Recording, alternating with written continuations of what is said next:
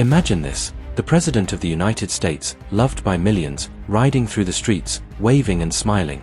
And then, in just seconds, the unthinkable happens. Shots are fired, chaos breaks out, and the nation is left in shock. This is the story of the assassination of President John F. Kennedy.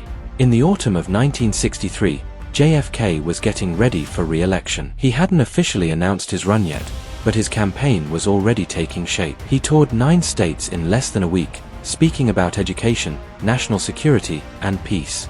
Everywhere he went, people filled the streets to see him. By November, Kennedy was focused on 2 important states, Florida and Texas. Winning them was key to staying in the White House. To help strengthen his chances, he planned a tour of Texas. His wife, Jacqueline, joined him, her first big public appearance since the heartbreaking loss of their baby in August. But Kennedy also knew the risks. Texas politics were divided, and in Dallas, extremists openly disliked him. Still, JFK was determined to face people directly. He loved connecting with the public, no matter the danger. The trip began in San Antonio, where Vice President Lyndon Johnson and Governor John Connally welcomed him. Kennedy gave speeches about the military, the economy, and America's future.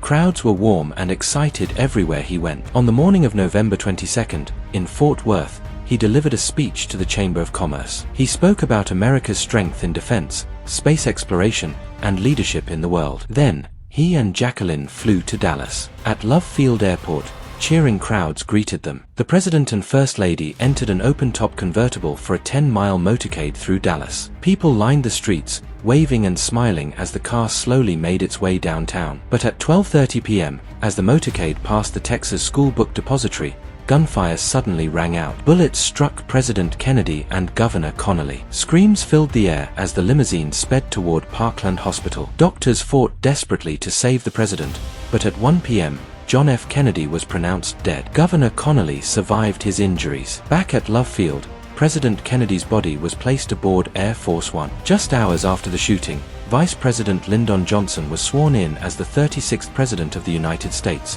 while Jacqueline Kennedy, still in her blood-stained clothes, stood beside him. Meanwhile, police arrested a man named Lee Harvey Oswald, a worker at the Texas School Book Depository, accusing him of the assassination. But before Oswald could face trial, something even more shocking happened. On November 24th, as Oswald was being moved from police headquarters to jail, nightclub owner Jack Ruby stepped out of the crowd and shot him point blank, live on national television. Millions of Americans watched in disbelief. Oswald's sudden death left many questions unanswered. Who really killed JFK? Was it the act of one man, or part of something bigger? Decades later, those questions remain, fueling endless debate and conspiracy theories. The assassination of President John F. Kennedy was more than the death of a leader. It shattered America's sense of safety, changed politics forever, and remains one of the greatest mysteries in history.